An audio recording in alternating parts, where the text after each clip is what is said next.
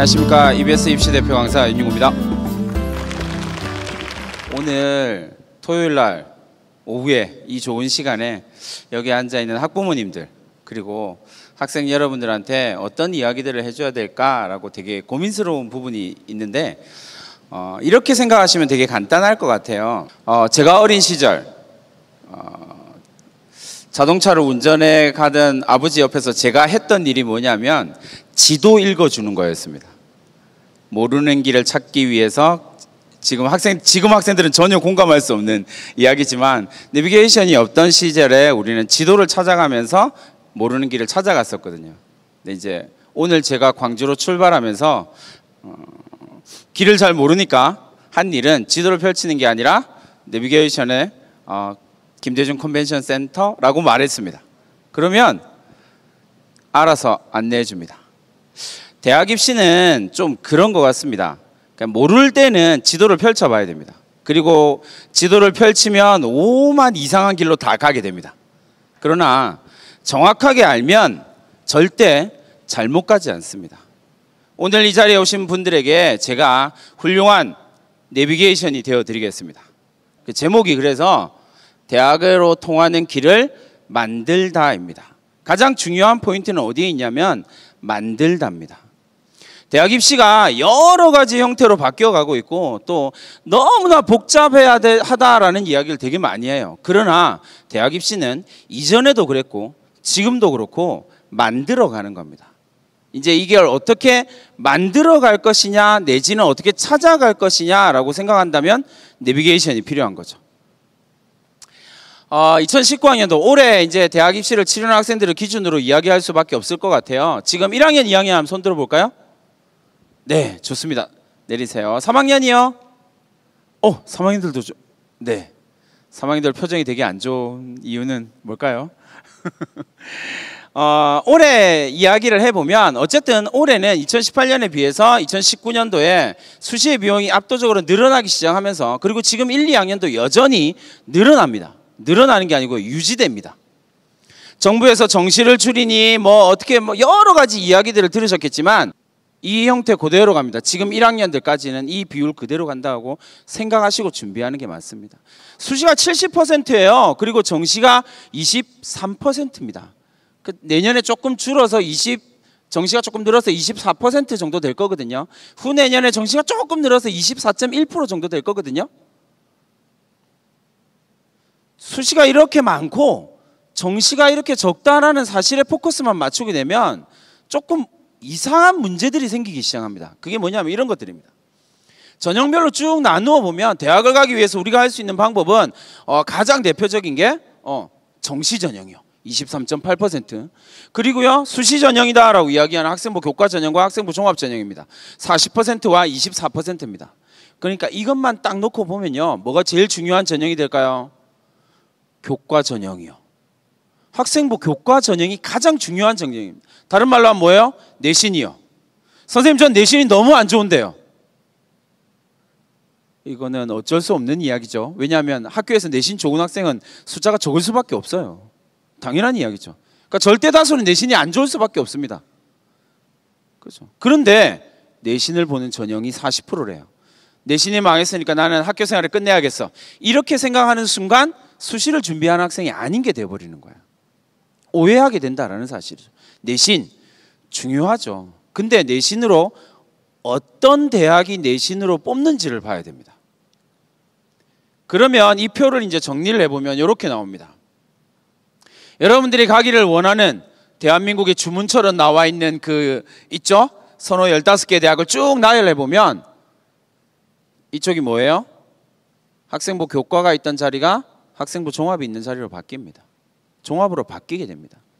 그러니까 선호 15개 대학만 쭉 놓고 보면 학생부 종합이 20%가 아니라 40%라는 이야기가 되죠. 무엇을 준비해야 될지 분명하게 보인다라는 거죠. 정시는 그대로일 거고요. 그 다음에 논술이요. 3%에 불과했던 논술이 14%로 늘어나게 됩니다. 그러니까 일반적으로 선호대학이다라고 이야기를 하면 내가 앞에 이 그래프를 생각을 하는 한에는 내가 준비해야 될 건 내신밖에 없어요. 하지만 여러분들이 어떤 대학을 가고 싶으냐에 따라서 달라질 수밖에 없다라는 이야기입니다. 내가 선호 15개 대학을 가겠다라고 생각하면 내가 제일 중점을 둬야 하는 부분은 학생부 종합전형입니다. 두 번째는 논술 전형, 정시 전형이 되겠죠. 학생부 교과 전형을 보시면요, 6.9%입니다. 100명 중에 7명만 내신으로 뽑습니다.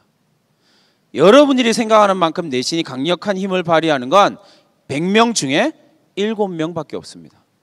나머지는 내신이 절대적인 힘을 발휘하지 않아요.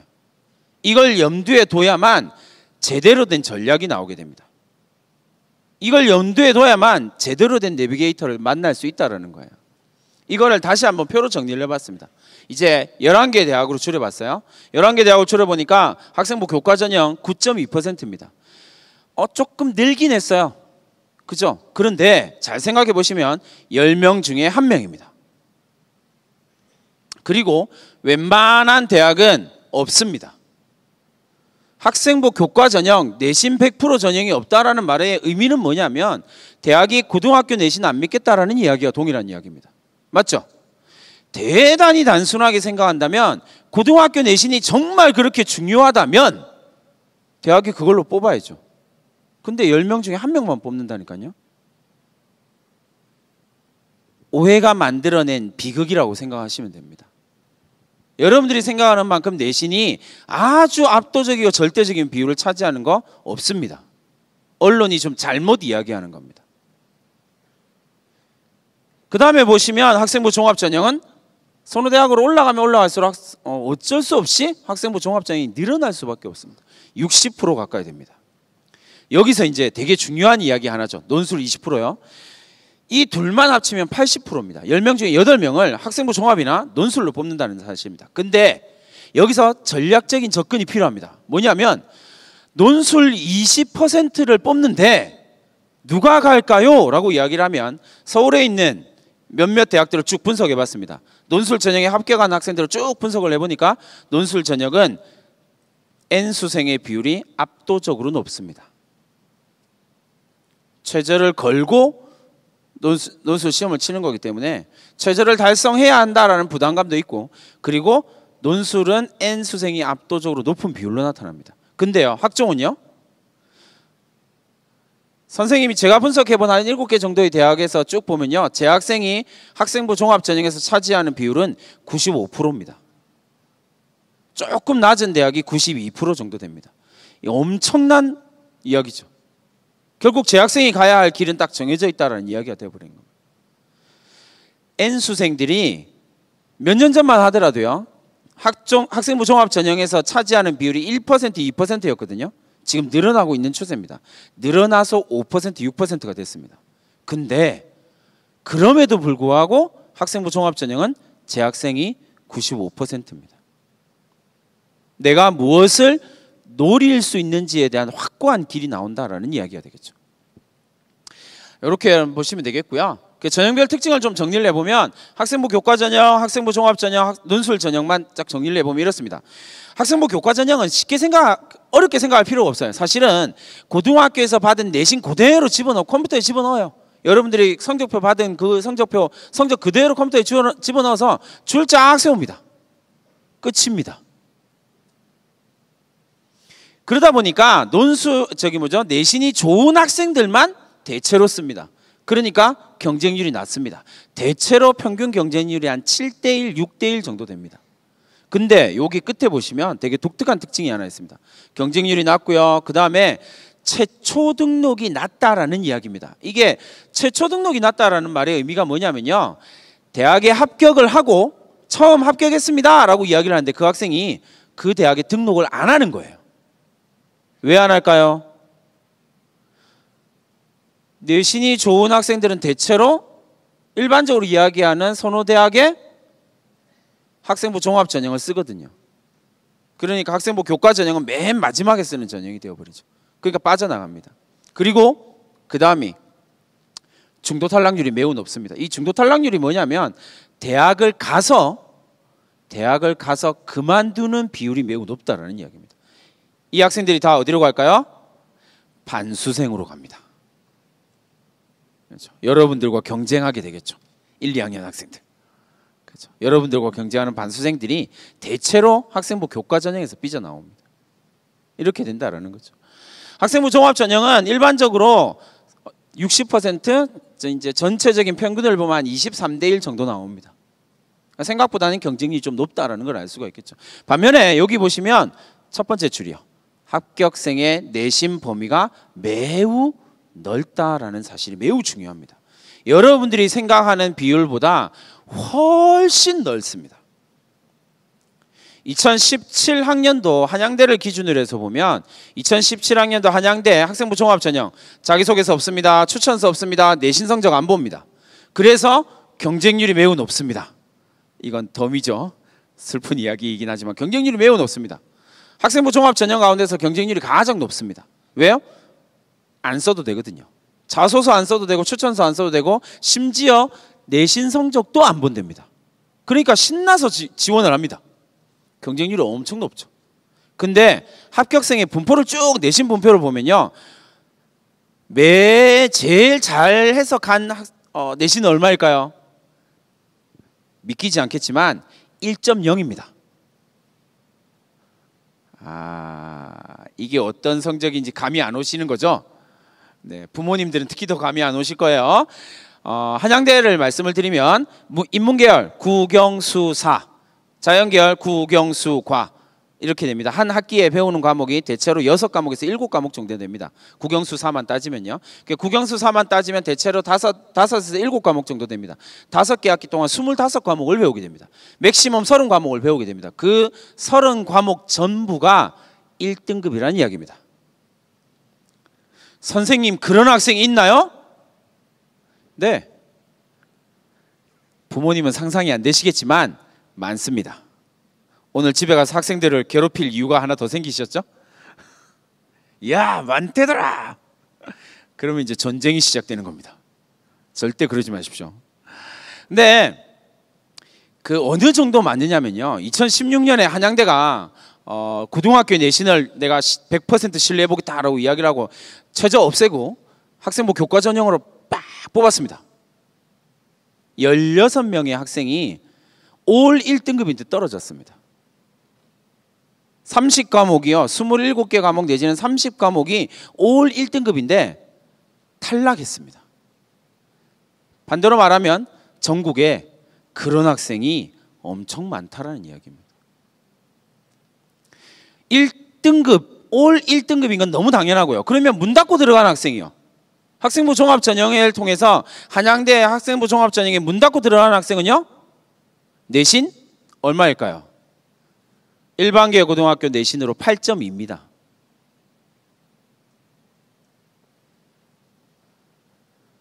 내신의 합격생의 범위가요 엄청 넓습니다. 물론 가장 집중되어 있는 범위가 있죠. 가장 집중되어 있는 범위요 2등급에서 4등급 사이입니다. 거기에 점이 막 무수히 찍혀 있습니다. 근데 문 닫고 들어가는 학생은 8.2고요. 그 앞이 7.6입니다. 있다라는 거죠. 있다고요. 그럼 분석해야죠. 왜 그 학생은 갈 수 있었나? 이게 전략이라고 이야기하는 부분입니다. 논술에 대한 이야기 잠깐 해볼까요? 논술이요. 작년 2018학년도 대수능에서 논술 전형, 수시 전형에서요, 논술 전형 가장 높았던 경쟁률 얼마쯤 될까요? 학생들이 공부를 죽으라고 안 하고 난 다음에 저한테 와서 하는 이야기가 있습니다. 입시 전문가 윤유구 한테 와가지고 뭐라고 하는지 아십니까? 선생님, 저 내신 망쳤어요.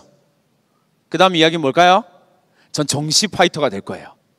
이야, 훌륭하다. 그리고 선생님, 덤으로 전 논술 한 3개 정도 써볼게요. 얼마나 우습게 생각하는지 대학을. 재작년 기준으로요, 2016학년도로, 작년 기준으로요, 2018학년도 수시를 기준으로 논술 최고 전형은 부산대학교 의대 228대 1입니다.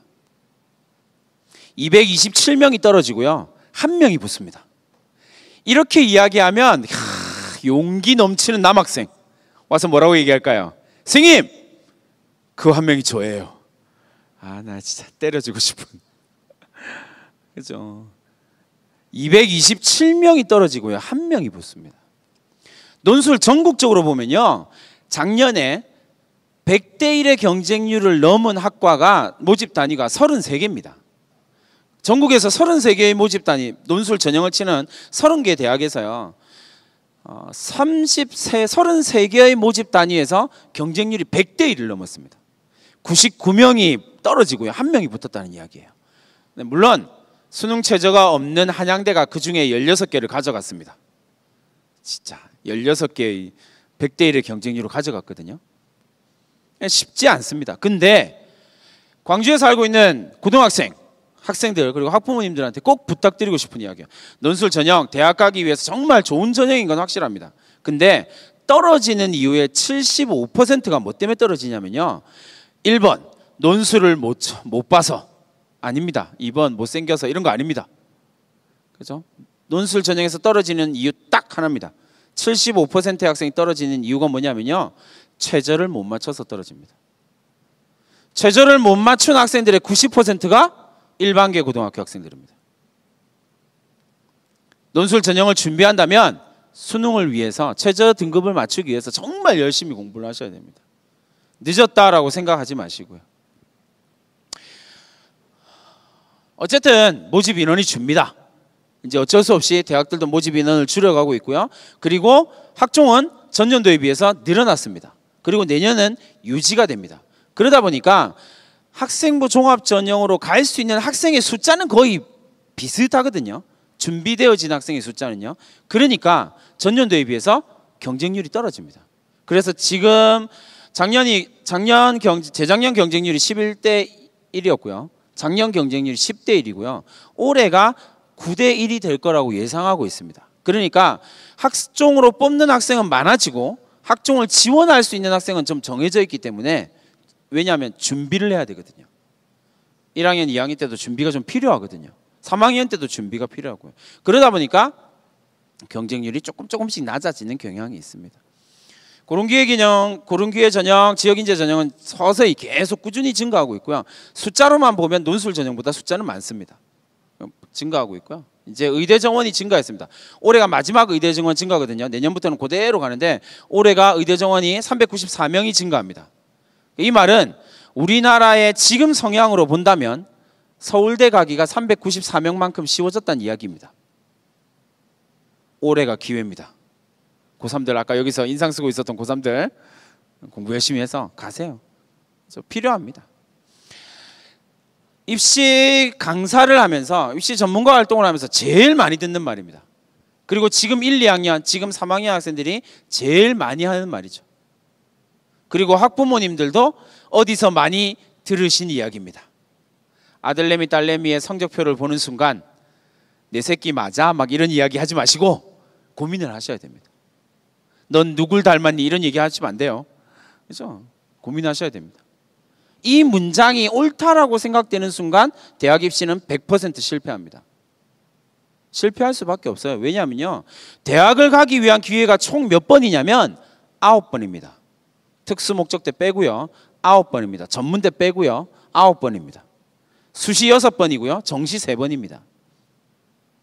그런데 이 말의 의미는 뭐냐면요 정시에 올인하겠어 라고 이야기를 하는 건 나한테 9번의 기회가 있는데 6번의 기회는 갖다 버리고 나는 3번에 집중할 거야 라는 이야기하고 똑같습니다. 이런 사람을 뭐라고 그러냐면 멍청하다고 그럽니다.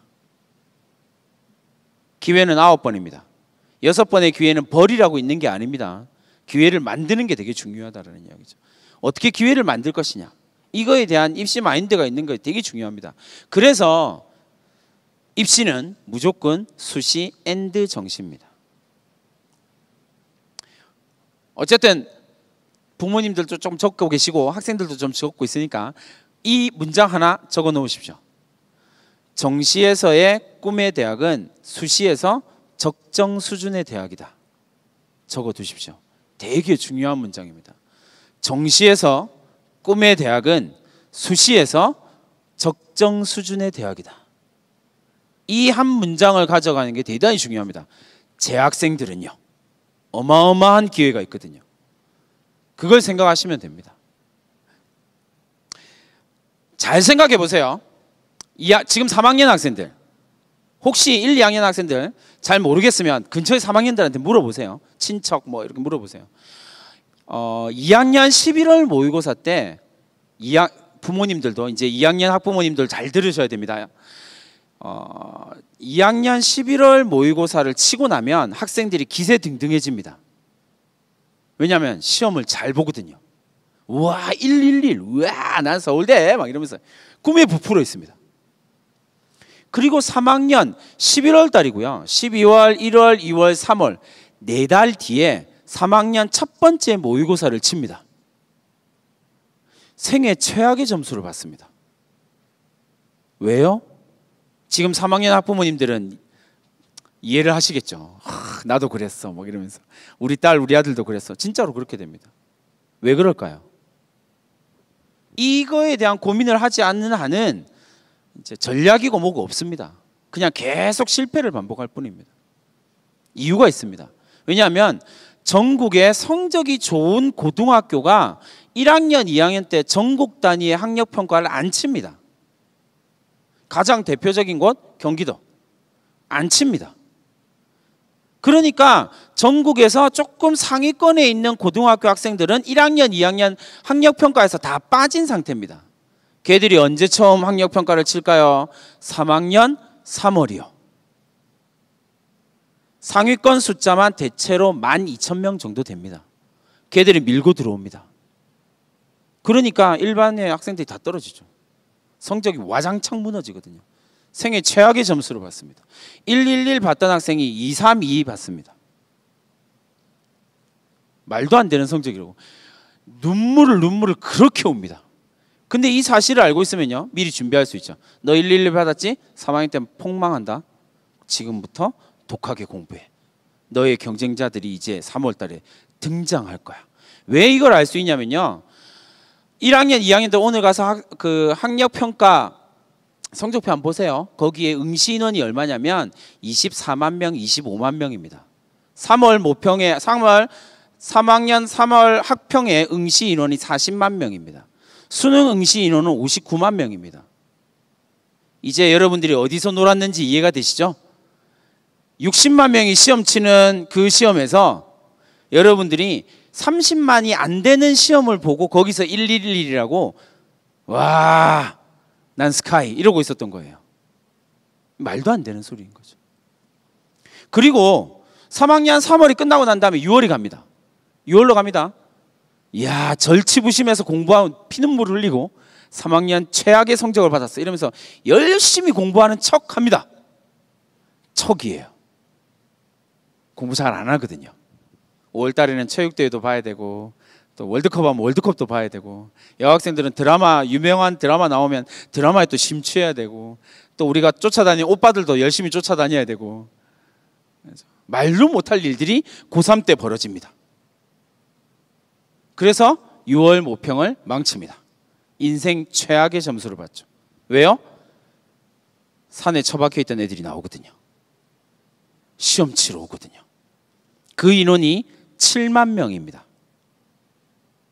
7만 명 중에 축정이 다 빼고요, 상위권 한 2만 명 정도 보거든요.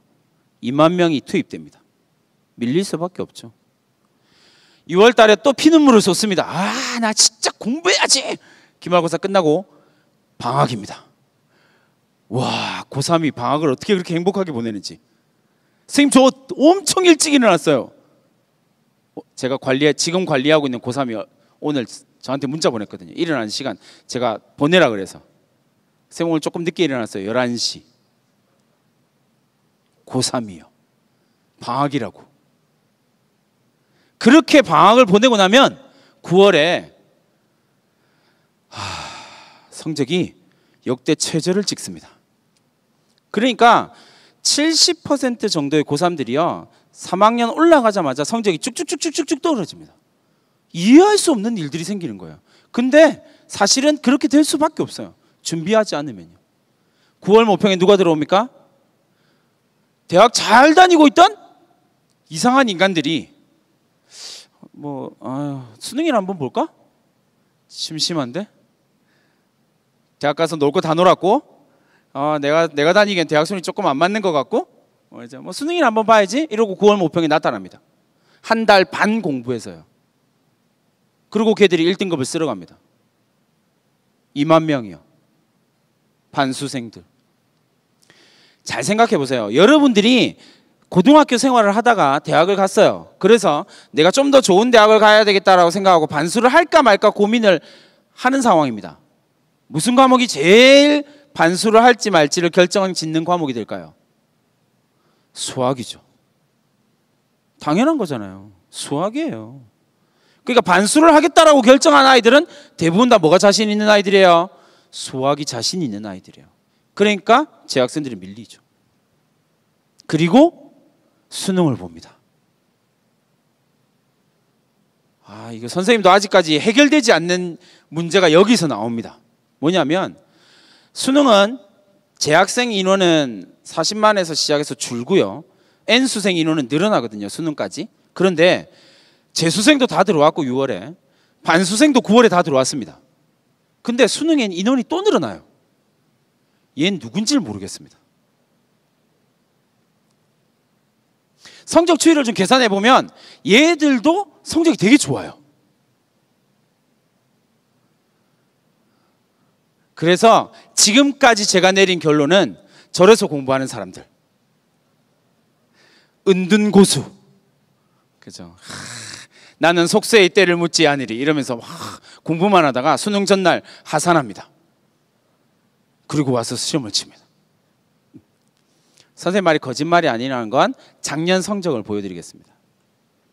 작년 2018학년 대수능의 수리 가형이요. 이과 수학입니다. 재학생들 성적만 따로 뽑아봤습니다. 맨 앞에 있는 37.9의 의미가 뭐냐면요. 6월 모평에서 1등급 받은 학생이 수능에서 1등급 받는 비율입니다. 37%만 받습니다. 나머지는요.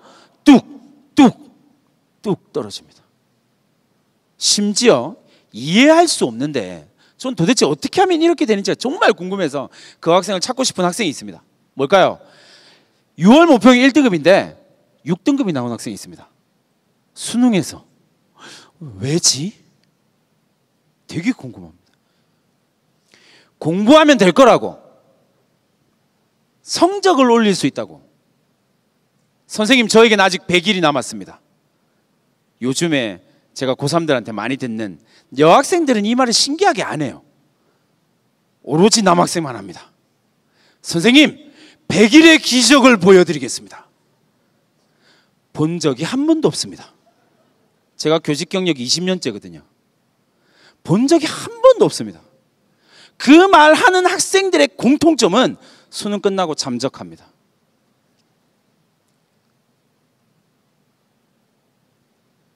성적 올리는 건 정말 어렵습니다.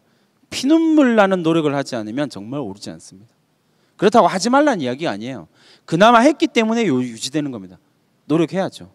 그러니까 제발 정시로 가야 되겠다라고 목숨 걸지 마시라고요. 아직은 아니라고요. 이제 교과 전형별로 조금씩 설명을 해드리겠습니다. 학생부 교과는 사실 크게 얘기할 게 별로 없어요. 왜냐하면 우리에겐 별로 해당되지 않습니다. 맞죠? 여기 지금 1학년, 2학년, 3학년 내지는 1학년 전 1학년 1학기 끝났어요. 저 올 1등급입니다. 손 들어볼까요? 네, 아무도 없죠. 네. 저 2학년인데 1학년 1학기, 2학기 그리고 2학년 1학기까지 올 1등급이에요. 손 들어볼까요? 저기 남학생 손을 들려고 한 건 아니죠? 네, 깜짝 놀랐어요. 해당자가 사실 많이 없습니다. 근데 아까 제가 설명하면서 되게 궁금한 점이 하나 있었어야 되는데 뭐냐면, 선생님 전체적으로 봤을 때는 학생부 교과 전형이 내신만 반영하는 전형이 40%라고 했는데 선호대학으로 보면 학생부 교과 전형이 없단 말이에요. 그럼 도대체 학생부 교과 전형은 누가 뽑냐고요? 누가 뽑을까요? 지방에 있는 국립대들이 뽑습니다. 전남대, 전북대 1000명 단위로 뽑습니다. 그러니까 내가 어느 학교를 갈 것이냐에 따라서 전략은 다 달라지는 게 맞습니다. 예를 들어서 나는 전남대가 목표야, 전북대가 목표야 라고 이야기하면 내신 관리는 철저하게 하셔야죠. 그죠? 그런 부분들이 분명히 존재하기는 합니다. 그거 좀 고민을 해두셔야 됩니다. 교과 전형의 유형은 이런 형태로 나타나고요. 교과 전형은 그냥 내신으로 돌린다라고 생각하시면 됩니다. 비교과적이 반영하는 거 있는데요. 두 번째 거 보시면 교과 플러스 비교과라고 돼 있는데, 이거 그냥 비교과가 뭐 그냥 일반적으로 생각하는 대외 활동 이런 거 아닙니다. 그냥 출결하고 봉사입니다. 출결 봉사가 20% 30% 반영이 되는 거거든요. 출결은 어떤 때 만점이냐면 무단결석이 3일 이하면 만점입니다. 예를 들어서 중앙대학교를 학생부 교과 전형으로 쓰는 학생이, 교과 전형이니까 성적이 되게 높을 거 아니에요. 성적이 높은 학생이 무단결석을 3일 이상 했을까요? 아니요. 그죠? 그러니까 만점이죠. 봉사활동이요, 3년 동안 20시간입니다. 고등학교 교육과정상 봉사활동, 교과 내 봉사활동 시간이 3년 동안 30시간입니다. 그냥 학교만 열심히 다니면 자연스럽게 만점 받는다는 이야기입니다. 그러니까 내신으로 그냥 결정되는 거죠. 가장 대표적인 학생부 교과 전형입니다. 이화여대, 올해 정말 변수를 많이 만들어내고 있는 이화여대입니다. 그래서 이 전형을 분석하면 정말 놀라운 일이 생겨요. 어쨌든 지원자 전원을 면접을 봅니다. 폐기가 지원자 전원을 면접을 봅니다. 폐기가 아주 그냥 장난 아닙니다. 그럼 면접을 어떻게 답을지 모르겠지만 어쨌든 다 면접을 봅니다. 그리고 미래인재 전형의 학생부 종합 전형의 면접을 없애버렸거든요.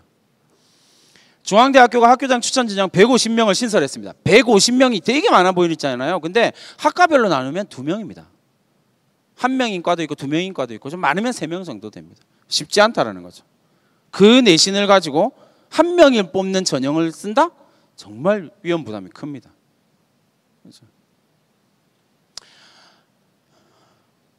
빨리 지나가야 할 이유가 이겁니다. 이게 뭐냐면 중앙대학교에 합격한 학생들의, 학생부 교과 전형으로 합격한 학생들의 내신 평균 성적입니다. 미디어 커뮤니케이션 학과 1.27입니다.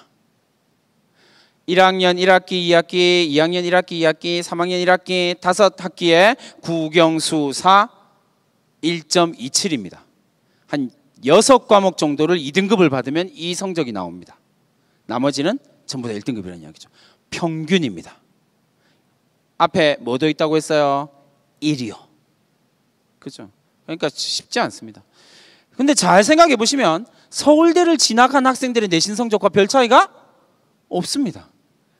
더 웃긴 건 서울에 있는 숭실대학교를 가도요, 얘랑 내신 차이는 0.5 정도밖에 차이 안 납니다. 학생부 교과 전형이 좀 그래요.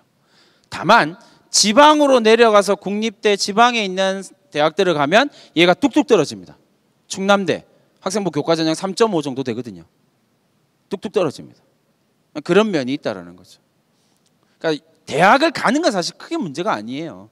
어떤 대학을 갈 것이냐, 가고 싶은 대학을 가냐 못 가냐의 문제인 거지, 요즘은 대학을 가는 것 자체가 문제가 되지는 않습니다. 그래서 이제 그냥 광풍이라고 이야기할 수도 있는 학생부 종합전형에 대한 이야기를 할 수밖에 없습니다. 왜냐하면 우리가 가고 싶어라는 대학은 대부분 다 학생부 종합전형을 지금 극대로 뽑아놓은 상태거든요. 인원을 배정해 놓은 상태거든요. 준비를 해야죠. 가장 큰 준비 요소이고, 어떻게 준비할 거냐라고 이야기를 하면 이제 제가 이 질문을 보여드릴 건데, 이게 뭐냐면요, 쉽게 생각하면 이렇게 생각하시면 됩니다. 대학이 학생부 종합 전형을 통해서 어떤 학생을 뽑고 싶어 하지? 학생부 종합 전형 학생부를 통해서 뭘 보고 싶어 하지?를 질문으로 만들어 놓은 겁니다. 제가 만든 거 아니고요. 대학이 제시한 겁니다. 어떤 질문이냐면 이런 겁니다. 첫 번째 질문 잘 보시면요, 고교생활 좀 의미 있는 경험은, 이거 아실 분은 아시겠죠? 이제 3학년들은 시작했으니까 알겠네요. 자소서 2번 항목입니다. 너의 고등학교 생활 가운데서 의미 있는 경험 3개 써봐. 없니? 그러면 우리 학교 오지 마. 그죠? 두 번째 거요. 자기주도적인 학습 경험 있는가라고 질문이에요. 이거 자소서 1번 항목입니다. 네가 얼마만큼 고등학교 생활에 자기주도적으로 공부를 했니? 세 번째 거요. 공동체 의식을 가지고 있는가? 이거 자소서 3번 항목입니다. 배려와 나눔을 실천한 사례를 적어라 라고 하는 공동체에 대한 고민이요. 4번 항목부터가 이제 자소서에서 묻지 않는 대학의 질문입니다. 그러니까 여러분들이 별로 본 적이 없는 질문이 되겠죠. 4번 항목은요, 요 근래에 대학이 정말 좋아하는 질문입니다. 그래서 1학년, 2학년, 3학년은 지금 이걸 하기에는 조금 늦었고요. 이 질문에 대한 걸 뭔가를 만들긴 3학년은 조금 늦었고 1, 2학년은요. 여기에다 빨간 줄 쫙 쳐놓으시고요.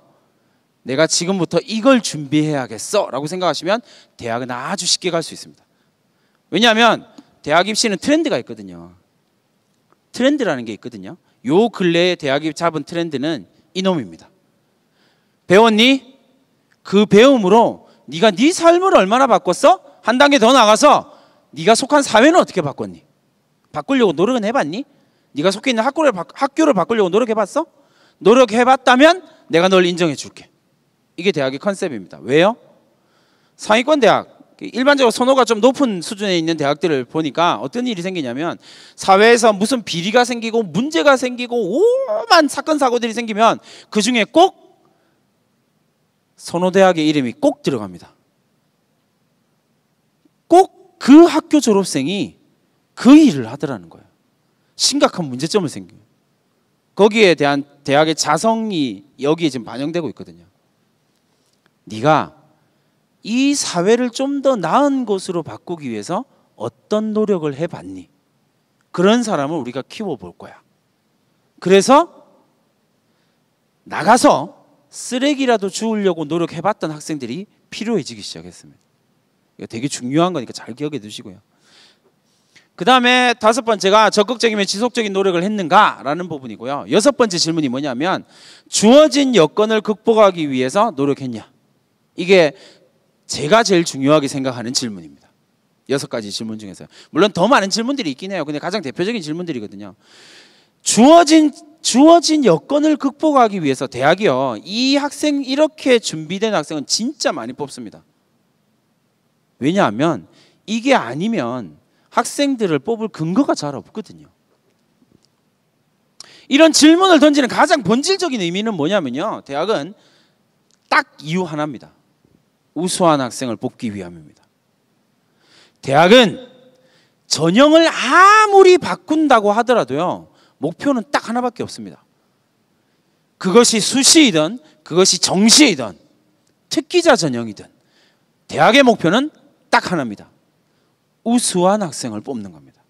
그러면 이제 그걸 고등학생의 입장에서 생각을 해보면 이렇게 답이 나오겠죠. 내가 대학을 가고 싶습니다. 내가 저 대학을 가고 싶습니다. 라고 생각을 한다면 어떻게 돼야 될까요? 우수해져야죠. 너무 단순하게 얘기했죠? 우수하기 위해서 어떤 일들을 해야 되는지에 대해서 지금부터 이야기해 줄 거예요. 어떻게 하면 나의 우수함을 증명할 수 있는지에 대한 이야기를 해드릴 겁니다. 요거 그대로 하면 그대로 대학 갑니다. 왜냐하면 제가 이렇게 해서 내신이 정말 극악인 아이들을 대학 보낸 방법들이거든요. 주어진 여건을 극복하기 위해서 어떻게 노력했는지에 포커스를 두고 잘 생각을 해보세요. 다시 질문 드립니다. 광주는 대학을 가기 좋은 도시일까요? 아닐까요? 여기에 대해서는 생각이 좀 갈릴 겁니다. 그렇죠?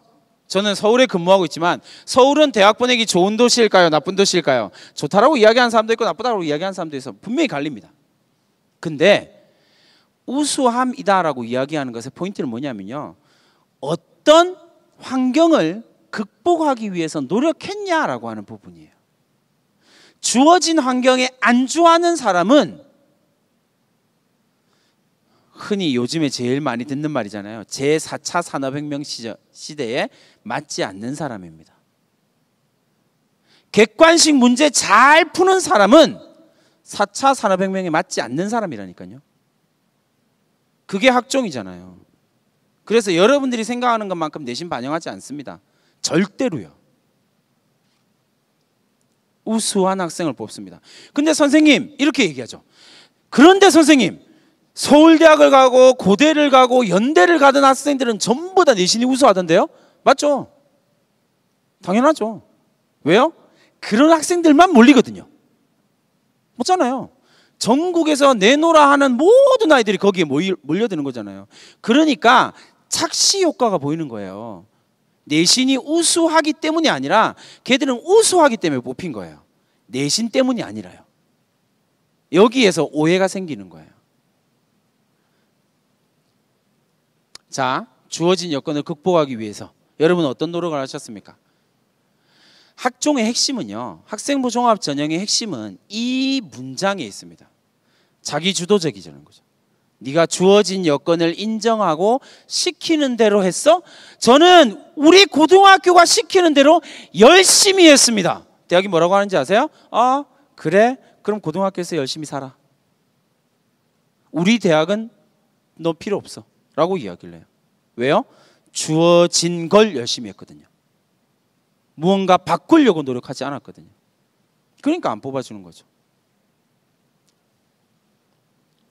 저희 학교 제가 진행하고 있는 거예요. 잘 보세요. 맨 밑에 누가 왔어요?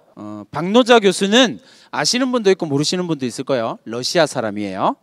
러시아 사람이고 한국 국적을 가지고 노르웨이 오슬로 대학에서 대학 교수하고 있는 사람이에요. 그 사람이 대한민국의 고등학교에 1개 고등학교에 강의를 하러 왔어요. 메뉴에는 여러분들이 너무 잘 아는 사람이 딱 앉아 있죠? 이 사람들 제가 선생님 섭외했거든요. 선생님이 섭외했어요. 그럼 제가 이 사람들을 알까요? 모를까요? 몰라요. 아니요. 죄송해요. 저는 알죠. 여러분들 다 아는 사람이잖아요. 이 사람들이 날 모를 뿐이지. 저는 알아요.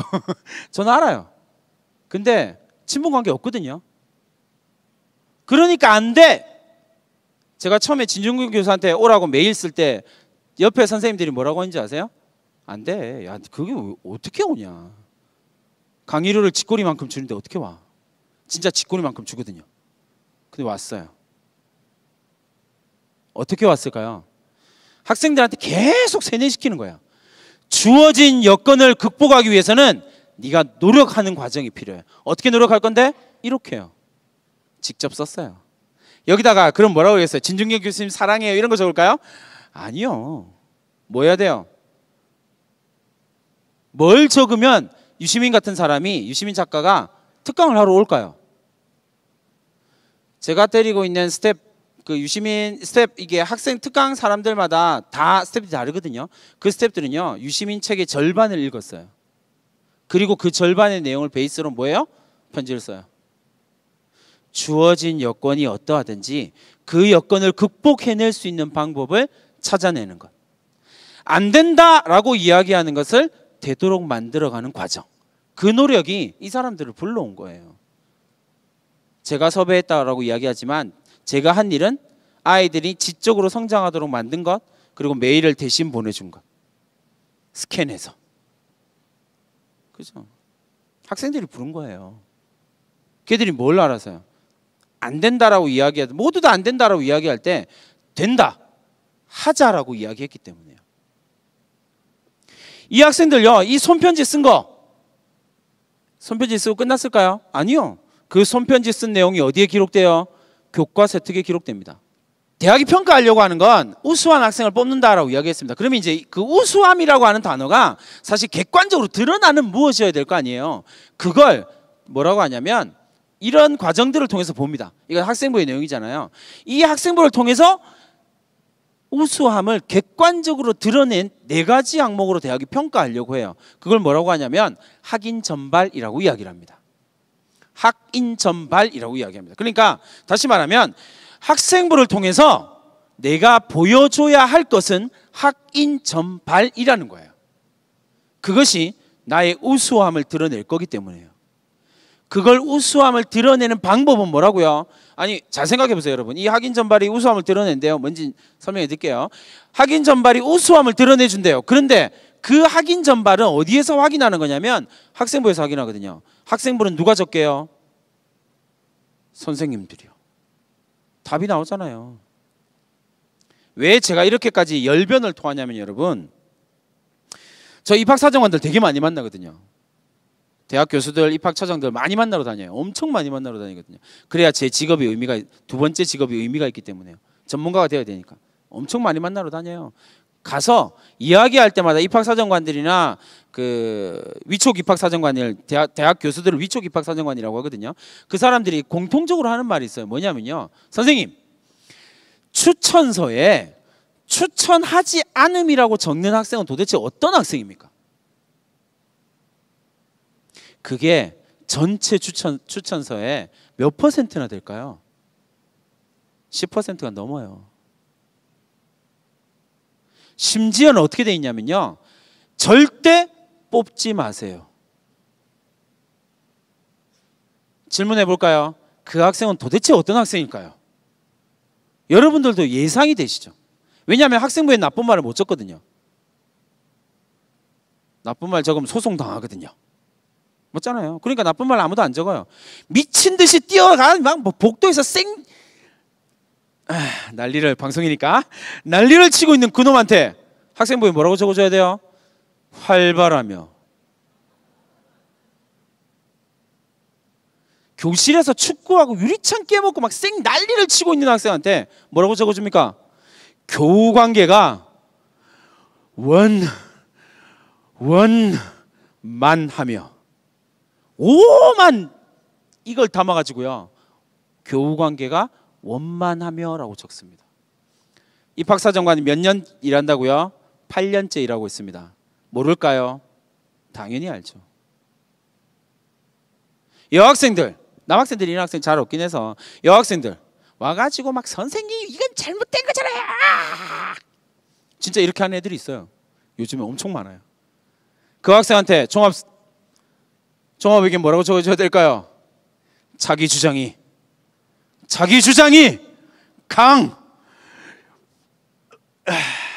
연필 한번 부수고 하며 적습니다. 그렇게 적어요. 그 선생님한테 추천서 적어달라면 뭐라고 적을까요? 절대 뽑지 마세요. 이렇게 적는 겁니다. 그러니까 떨어지죠.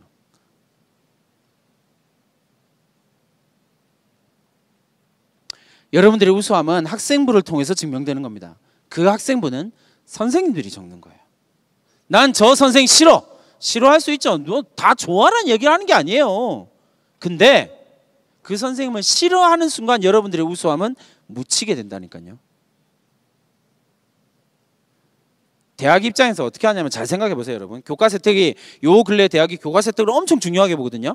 교과 세특이 복사해서 붙여넣기를 했어요. 대학은 그걸 어떻게 판단할까요? 이 학생은 이 선생님이 가치를 가지고 무언가를 적어줄 만한 그런 일말의 가치도 없는 학생이라고 생각하는 거예요. 복사했어요? 그러니까 지워야죠. 가치 없는 학생이니까요.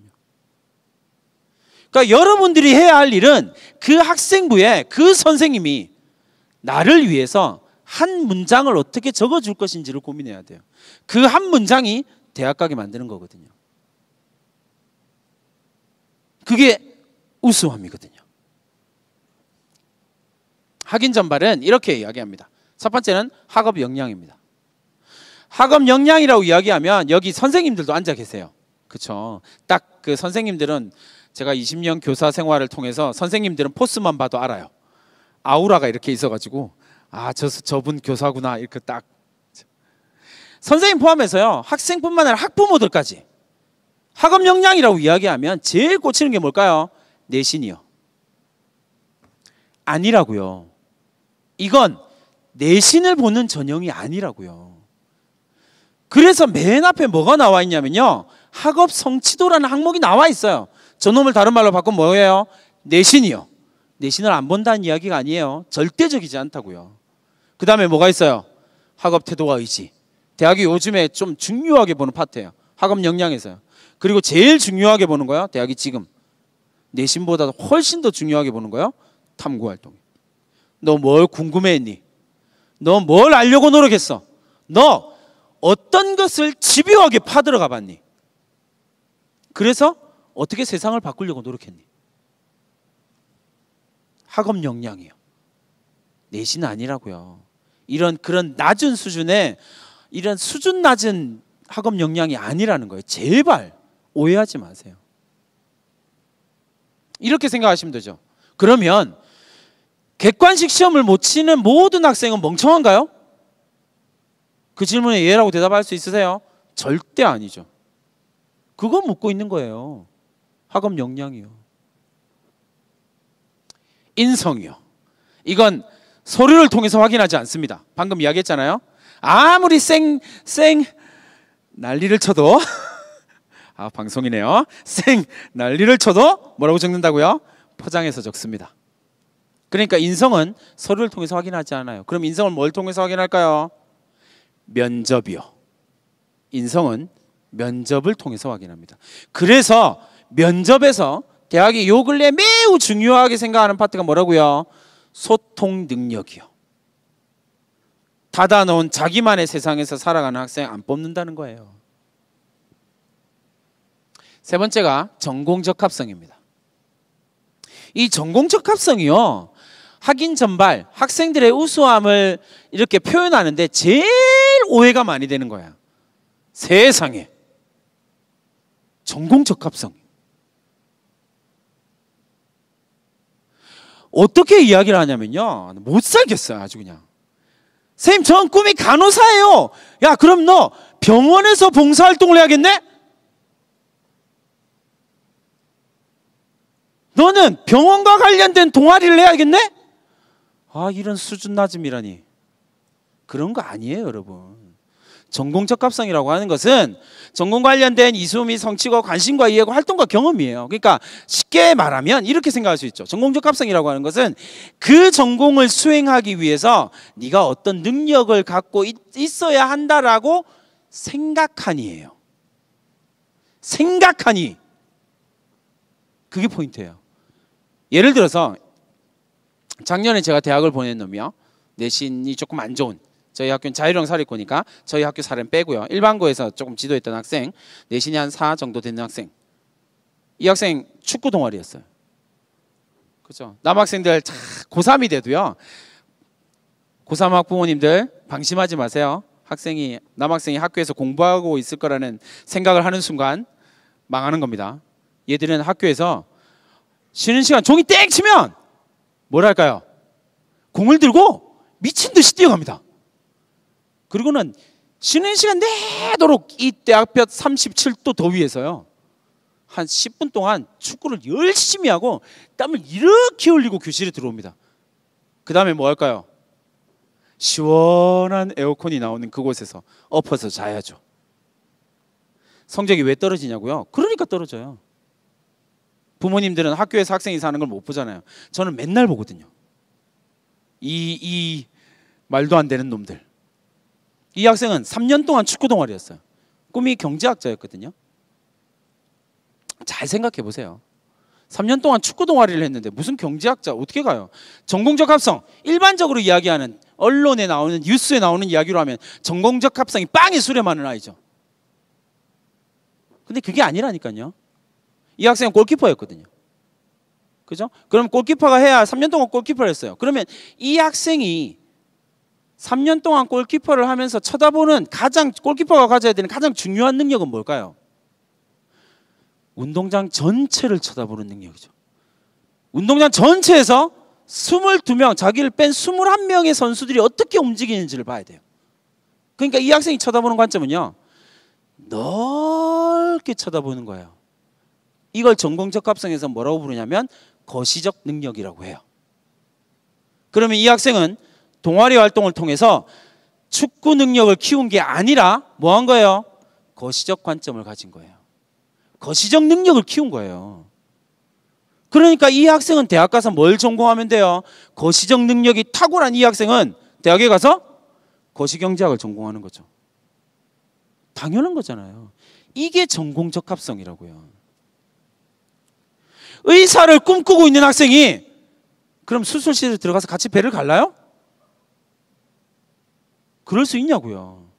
없다니까요. 전공적 합성 그런 수준의 이야기가 아니에요. 그러니까 오해하지 마시라고요. 마지막, 제가 제일 좋아하는 단어예요. 발전 가능성이요. 왜? 제가 만나는 아이들의 거의 대부분은 무한히 발전할 수 있는 가능성을 가지고 있는 아이거든요. 웃지 않는 이유는 나는 이미 발전이 끝났다 라고 생각하는 건가요? 곤란한데? 어쨌든 발전 가능성 매우 중요합니다. 이 발전 가능성이 왜 중요하냐면요, 앞에 6번째 질문하고 연결시켜 보세요. 뭐가 튀어나와요? 주어진 환경을 극복하기 위해서 노력한 모든 노력은 뭘로 가요? 이 학생이 얼마나 성장할 수 있는지를 보여주게 돼요. 멋진 이야기들이 나오게 되는 거죠.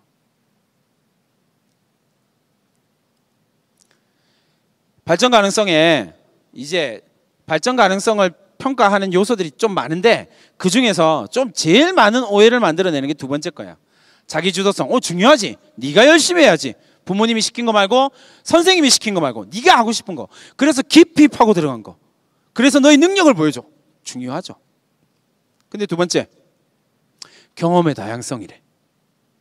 이 경험의 다양성이라는 단어를 어디서 듣고 난 다음에 학생들이 하는 행동, 학부모님들이 하는 행동이 뭘까요?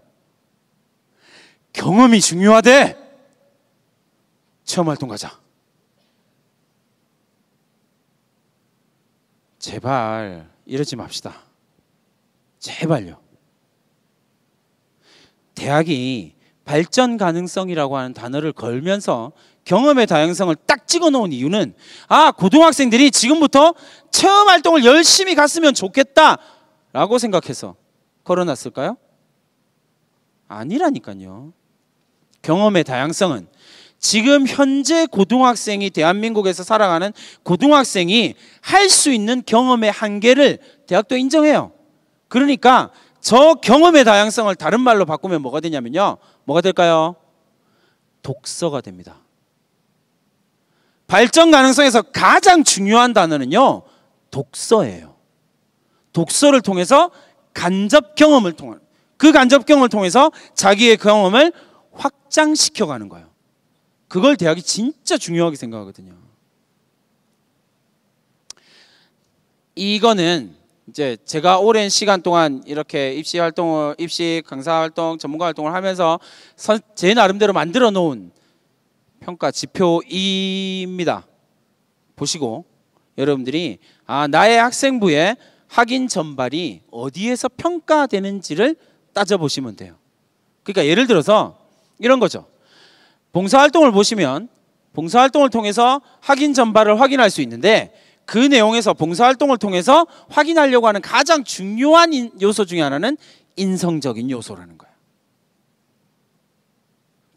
그런데 다른 것을 통해서 확인할 수 없는 게 아니고 다른 요소들도 통해서 확인할 수 있다는 거예요. 예를 들어서 이걸 보는 방법은 어떠냐면 내가 이 학생의 발전 가능성을 좀 체크해 보고 싶어 라고 한다면 대학 입학사정관들은 어디를 보냐면 진로 희망을 좀 중요하게 본다라는 겁니다.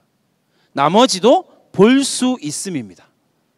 그 다음에 연결시키면 발전 가능성을 보기 위해서 제일 중요하게 생각하는 부분은 뭐라고요?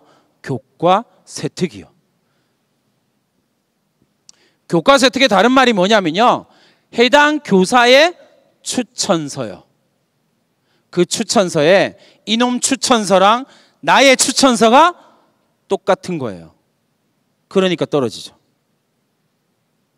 어떻게 똑같을 수 있죠? 그러니까 떨어지죠. 발전 가능성을 보고 싶은데 이놈의 발전 가능성과 이놈의 발전 가능성이 똑같대. 그럼 뻥친 거지. 지워야죠. 그러니까 블랭크로 나오는 거예요. 아예 입학 평가자들이 못 보도록 되어져 있어요. 왜 저는 학생부가 이렇게 우수한데 떨어지죠? 복사해서 붙여놓은 거니까. 너의 얘기가 없잖아. 그러니까 떨어지지. 그걸 만드시는 게 제일 중요한 겁니다. 이거 서울대가 학생부를 평가하는 방법이에요. 자, 그런데 맨 앞에 보면 뭐라고 돼 있냐면 직접 탐구 영역이라고 돼 있어요. 근데 요거 체크리스트거든요. 서울대학교가 학생부 종합전형을 평가하는 체크리스트예요. 이걸 다 보여주고 싶지만 그러면 저 여기서 날 새야 되니까 한 장만 보여드린 건데 이 앞에 장이 뭐냐면요. 제가 계속 강조한 거예요. 앞에 장이 뭐냐면 앞에 장의 제목이 뭐냐면 학업 역량이에요. 이 둘의 차이를 아셔야 돼요. 서울대의 학생부 종합전형을 평가할 때 체크리스트에도요.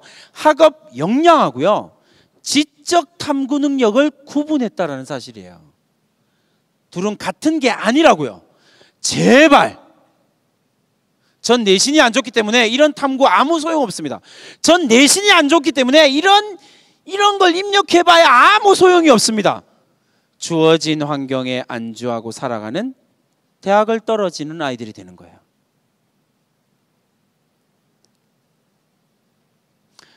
방과후 활동 잘 안 하시죠? 하세요. 학교에서 하세요. 여러분의 관심사를 표현할 수 있는 방법이에요. 선생님이 안 해주신다고요? 어떻게 하라고요? 손편지를 쓰세요. 선생님, 전 이 과목 방과후가 정말 필요해요. 저와 함께 책을 읽어주세요. 문제풀이 방과후 필요 없어요. 대학은 문제풀이 방과후 안 봅니다. 절대로요. 제가 하는 방과후는 이름이 뭐냐면 고전으로 읽는 경제학, 고전으로 읽는 사회학. 학생들하고 책 읽고 토론해요. 어려운 책을 읽어요. 대신 엄청 어려운 책 읽죠. 근데 학생들이 한 권 한 권 할 때마다 쑥쑥 성장해 가요. 근데 저는 바쁘니까 사실 학교에서 방과후 개설을 안 하려고 해요. 개설 신청하세요 라고 올라오면 저는 안 하거든요. 일부러 안 해요. 왜요? 저는요, 선생님이 개설해서 학생이 오는 건 매우 비교육적이라고 생각하거든요. 뭐 해야 돼요? 학생이 필요하면 선생님한테 어플라이 해야죠. 팀을 짜서 와요. 선생님, 저희 이렇게 해서 경제학에 대해서 알고 싶어요. 도와주세요. 콜. 그리고 학생부에 뭐라고 적어요? 방과후 학교 땡땡땡 30자밖에 안 들어가잖아요. 방과후 학교 수강함 이게 아니고 그 앞에 독특한 하나를 집어넣어요. 뭐가 집어넣어요? 팩트를 입력해 주는 거죠. 그 팩트가 뭐예요? 학생 주도로 개설된. 이 한 문장으로요, 이 한 구절로 끝이에요. 뭘 보여준 거예요? 자기 주도성이요. 경제학을 들었네? 전공 적합성이요. 자기 학생 주도로 개설된 이 문장을 하나 만드는 거예요. 그 문장이 나의 우수함을 증명해 주는 거예요. 내가 학교에서 주어진 환경을 극복하기 위해서 이렇게 열심히 노력하고 있어. 나를 봐줘. 그럼 입학사정관들이 봐주는 거예요. 그 다음에 세 번째 거 한번 보세요. 지적 호기심과 학업 능력 향상 노력이 있는가. 지적 호기심을 어떻게 만들고 어떻게 성장하고 어떻게 발전시켰느냐. 이걸 묻겠다라는 거. 그 다음에 과제 해결 능력이 우수함을 어떻게 증명할 건데요. 토론에서 방과후 학교에서 수행평가에서 해줘야죠. 선생님, 전 그런 거 없는데요. 지금부터 시작하세요. 그래서 이 학생이 이런 능력을 키우기 위해서 노력하고 있음이 중요한 거예요. 빈칸으로 두는 게 아니라요. 이건 서울대학교에 학교 간 학생들이 아니고요. 서울대학교에 지원한 학생들이 읽은 책이에요. 서울대학교 자소서 4번 항목에 뭐가 있냐면 자기 인생책 3권 적어봐! 라는 이야기가 있거든요. 그 3권을 쭉 모아본 거예요. 그러니까 딱 전공적 합성이 드러나긴 하죠. 그죠? 수의사, 수의과대학, 수의사가 말하는 수의사. 그 짧은 문장에 수의사가 3번 나왔어요. 그죠? 전공적 합성이 드러나요. 읽는 책을 통해서요. 자기소개서입니다. 이거는 안 찍으셔도 돼요. 이거는 어디에 인터넷에 다 나와 있는 공용 양식이니까. 이거는 3학년들이 좀 많으면 얘기해 주려고 했는데 3학년들이 별로 없으니까 빨리 넘어가도록 할게요. 자소서를 쓸 때 제일 중요한 거, 그래서 내가 무엇을 배우고 느꼈는지를 쓰는 거예요. 활동은 중요하지 않거든요. 선생님, 전 소논문을 썼는데요. 좋아요. 근데 전국에 2322개의 고등학교 가운데서 소논문 안 쓰는 고등학교는 몇 개쯤 될까요? 다 써요. 그게 뭐 특별하다고. 선생님, 저는 회장이 되었는데요.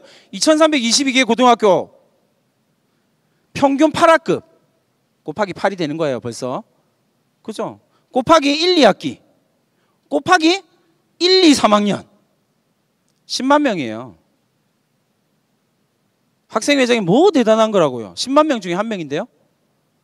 활동은 의미 없어요. 뭘 배웠냐고요. 어떻게 성장했냐고요.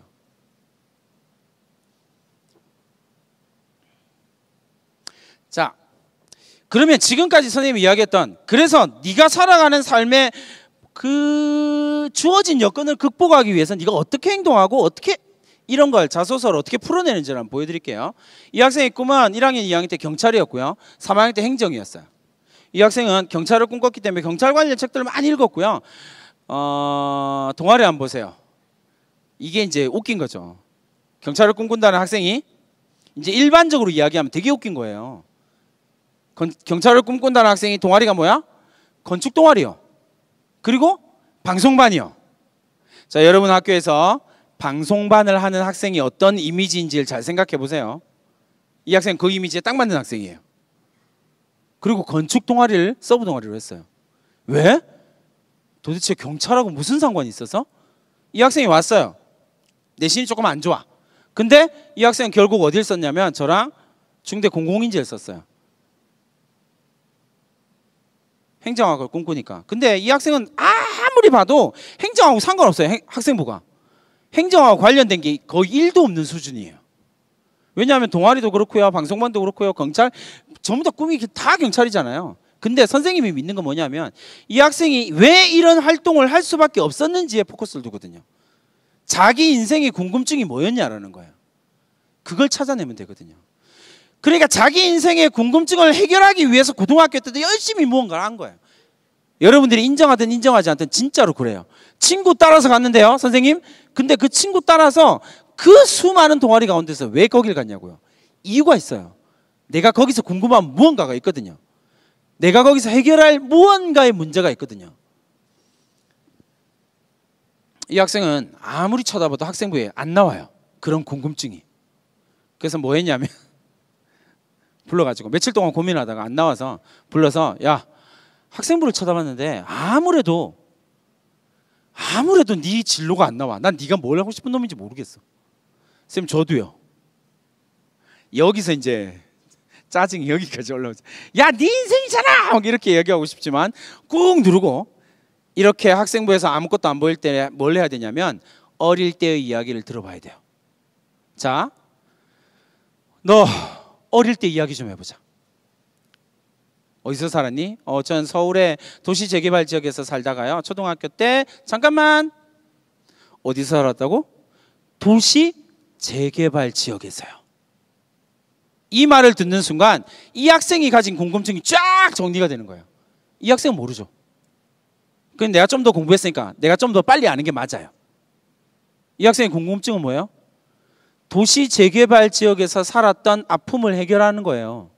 인생의 숙제가요. 그러니까 관심을 가지는 게 뭐예요? 도시 재개발 지역의 치안. 무서웠거든요.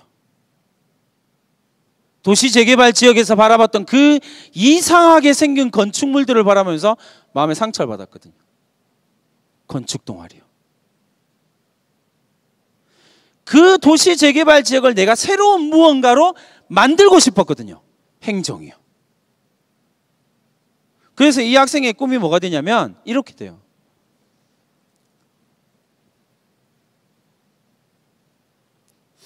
이걸 만들고 이 학생이 거의 펑펑 울었거든요.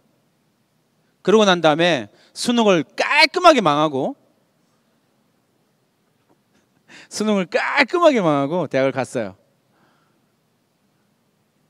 자기 인생의 질문이요. 그리고 그것을 해결하기 위해서 뭔지는 잘 모르겠지만 그때 그 문제를 해결하기 위해서 끊임없이 처절하게 노력했던 과정이 학생부에 남아있는 거예요. 경찰을 꿈꾸면서 경찰이 되기 위해서 노력했던 그 과정들이 남아있기 때문에 이 이야기가 설득력을 가지는 거예요. 그리고 지금 진짜 재밌게 이거 하고 있거든요. 삶이 너무 행복하대요. 두 번째 학생이요. 이 학생은 제가 자기소개서 상담을 하다가 때려서 반쯤 죽뻔한 학생이에요. 방송이니까 내가 화를 참지 못하고 와! 상경계열이 일단 1학년 때 진로희망 상경계열이 농담이 아니고 저렇게 적혀 있었어요. 1학년 담임도 정말 때려주고 싶었지만 상경계열. 2학년 담임은 진짜 찾아가서 내가 욕할 뻔했어요. 저 사회선생님이거든요.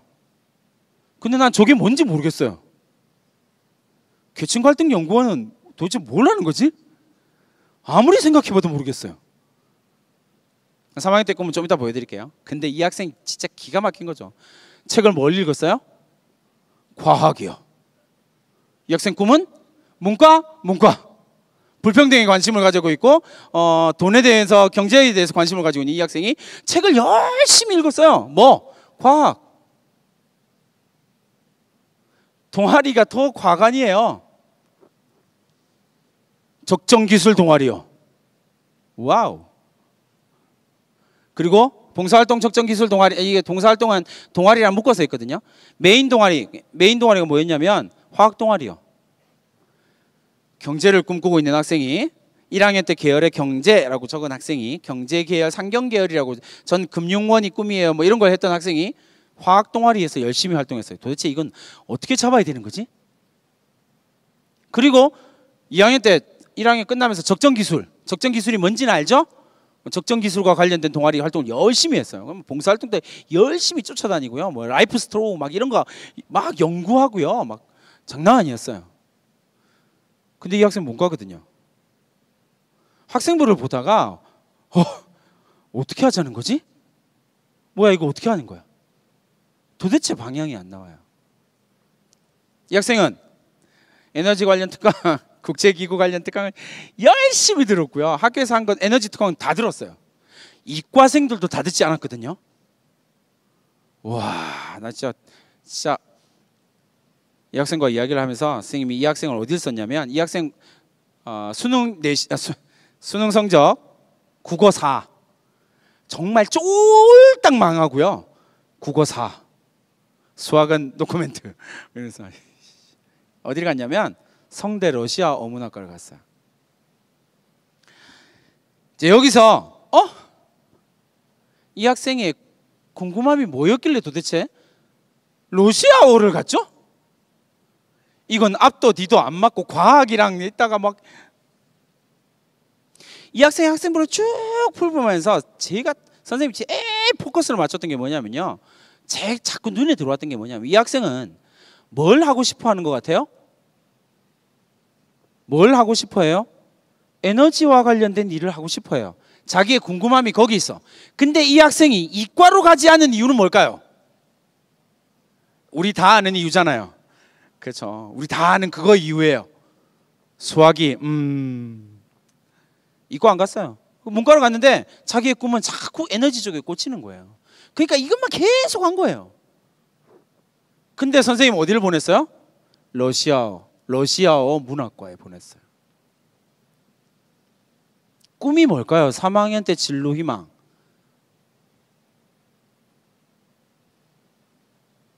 이 학생의 꿈은요. 자기가 인생에 가진 질문은 자원개발 전문가에 대한 꿈이에요. 숨겨진, 감추어진, 우리가 누리지 못하는 자원을 끊임없이 개발하는 것. 그래서 우리 인류 사회에 이 빈익빈 부익부나 불평등의 문제 해소에 조금이라도 기여하는 것. 이게 이 학생의 꿈이에요. 근데 이 학생의 꿈을 수학이 막은 거죠. 그래서 선생님이 러시아어로 구제해 줬어요. 이 학생은 뭐예요? 러시아어 배워서 대학 졸업하고 어디로 가면 됩니까? 러시아로 가면 됩니다. 거기서 자원개발 전문가 활동을 하게 될 거예요. 지금 러시아어 학원을 열심히 다니고 있어요. 아주 행복해요. 그제 이틀 전에 만났거든요. 저한테 러시아어를 열심히 하더라고요. 듣는데 되게 기분 나쁘긴 했어요. 욕 같더라고요. 그래서 되게 기분 나쁘긴 했지만 제자가 러시아어를 열심히 배웠다는 사실에 되게 만족하면서 욕은 아니지? 막 이러면서 물어보고 그랬는데 어쨌든 갔어요. 자기 인생의 질문을 해결한 거죠. 내가 무엇을 궁금해하고 있는지 아직 잘 모를 수 있습니다. 여러분 다 모르잖아요. 네 꿈이 뭐야? 라고 이야기할 때 꿈은 없을 수 있어요. 당연하죠. 근데 여러분들이 살아가는 삶에서 문제가 뭐냐면 꿈이 없었기 때문에 난 지금 대충 살아요. 이러면 학생부는 끝나는 거거든요. 꿈이 없어요? 상관없다니까요. 꿈이 없다라는 사실 때문에 게을러지지 마시고요. 여러분들이 관심 가지는 걸 열심히 하세요. 열심히. 그러고 난 다음에 3학년에 올라가서 그럼 내 질문이 뭐지? 내 인생의 질문이 뭐야? 난 도대체 뭐가 궁금해서 이걸 한 거지? 찾아보는 거예요. 고민해보고 생각해보는 거예요. 그걸 하면 여러분들 내신하고 상관없이 학종으로 성공합니다. 이건 100%예요. 쌤이 이런 학생들 엄청 많이 갖고 있거든요. 돼요. 대학별 전형을 살펴보시면 고려대가 가장 대표적이죠. 요 근래에 작년에 고려대가 학생부를 확 확대하면서 여러 가지 좀 문제가 있긴 했지만 어쨌든 고려대학교가 일반 전형, 학교장 추천 전형 2를 통해서 1200명, 1100명을 뽑습니다. 근데 이제 포인트는 어디예요? 4개 영역 합 6, 자연 합 7, 3개 영역 합 5예요. 그러니까 결국 쉽게 생각하시면요, 선생님이 이야기했던 걸 다 열심히 학생부를 자기의 질문을 해결하기 위해서 열심히 채워놓고요, 그리고 최저만 맞추시면 돼요. 어려운 게 아니에요. 여러분 생각하는 만큼 절대 어렵지 않아요. 어려운 이유는 딱 하나밖에 없어요. 왜요? 안 하니까요. 수학을 싫어하는 학생들은 수학 공부 시간이 압도적으로 적습니다. 국어를 싫어하는 학생들의 공통점이 뭐냐면요, 국어 공부 시간이 압도적으로 적어요. 부모님들 오늘부터 잘 챙겨보세요. 내 아이, 내 딸이, 내 아들, 내 딸이 무슨 공부를 얼마만큼 하고 있는지를 체크하며 보세요. 성적하고 연결됩니다. 제가 좀 성격이 좀 까칠하거든요. 제 밑에서 제가 담임한 지 조금 오래되긴 했지만 어쨌든 제가 담임할 때 저 학생들 엄청 괴롭히거든요. 저희 반에 2학년에 2학년에 받았던 학생이 1등이 어떤 성적이었냐면요, 국어 100, 모의고사 내신 전부 다 국어 100, 그리고 영어 100, 모의고사 내신 전부 다 100, 수학 57. 와우. 그래서 선생님들한테 물어봤어요. 이 학생은 어떤 학생인지 잘 모르니까 물어봤어요. 얘는 수학을 지지리도 못해요. 얘는 안 돼요. 수학 안 돼요. 그 선생님들이 막 말하는 거, 1학년 때 선생님들이 말하는 걸 들으면서 안 돼? 전 선생님은 안 돼에 꽂히거든요. 안 돼? 그럼 되게 만들어야지. 야, 이리 와. 너의 이름은 지금부터 57이다. 얘가 이 이름 때문에 스트레스를 엄청 받았어요. 맨날 울고 부모님도 찾아왔었거든요. 부모님 찾아왔을 때 선생님 뭐라고 그랬겠어요? 어머니, 얘 졸업하기 전에 제가 수학 1등급 만들어 드릴게요. 1등급 싫으세요? 그럼 저 이름 불러 드릴게요. 1등급 감사합니다 이러고 갔어요. 그리고 그놈은 졸업할 때까지 57이었어요. 그리고 이놈 졸업할 때 수능 수학이요 100점 받았어요.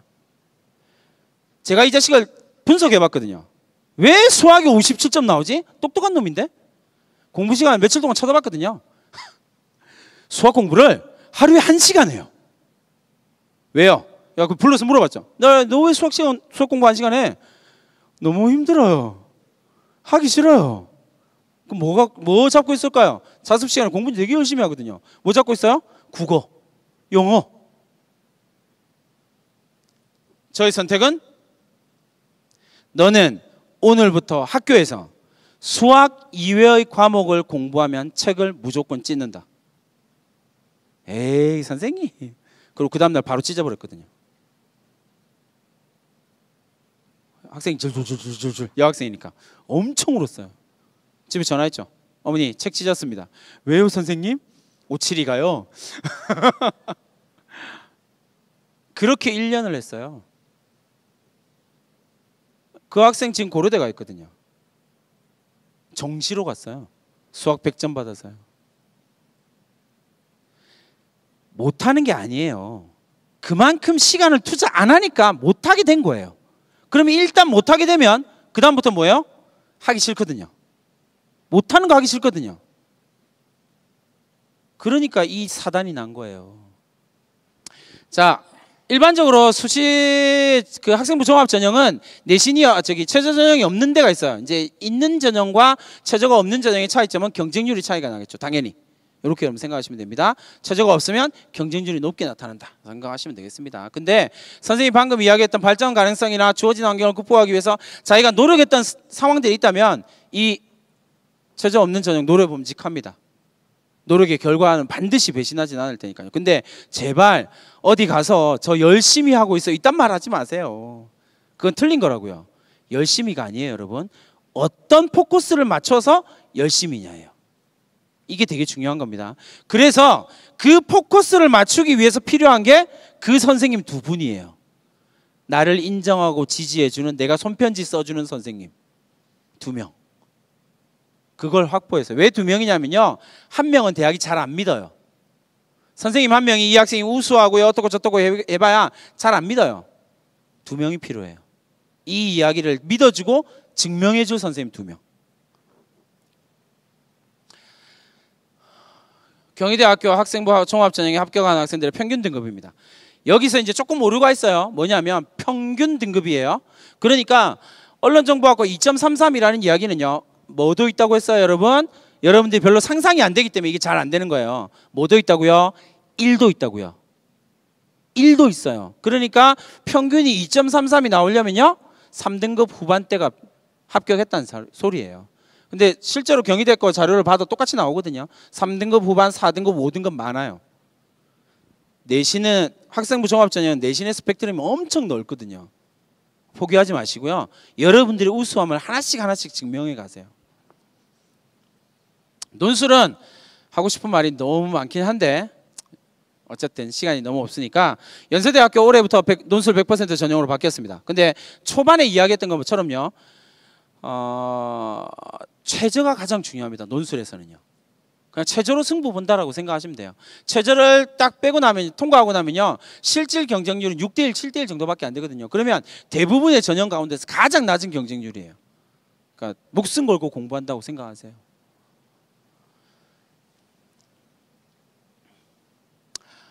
(2018년 11월 15일이요) 얼마 안 남았습니다. 가장 중요한 시기가 이 방학이에요. 공부하기 진짜 지독하게 어려운 시간이거든요. 재학 1, 2학년들도 마찬가지예요.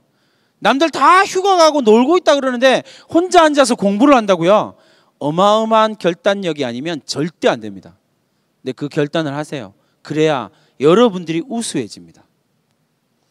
책 제발 많이 읽으시고요. 여러분들이 어떤 책을 읽느냐가 여러분들의 지적 수준을 정확하게 보여줘요. 그러니까 제발 학생부에 이상한 책 좀 올리지 마세요. 제가 제일 좋아하는 시 구절입니다. 저 아득하고 먼 아직과 이미 사이에서, 아직과 이미 사이에서. 그 간극을 메우는 건 여러분들의 철저한 노력이고요. 아무도 대신해 줄 수가 없어요. 처절하게 몸부림쳐야만 이 아직과 이미 사이의 갭이 채워지는 거예요. 그걸 위해서 이번 방학 동안 하루하루 성실하게 여러분들의 꿈을 이루어가는 광주 학생들이 되었으면 좋겠습니다. 감사합니다.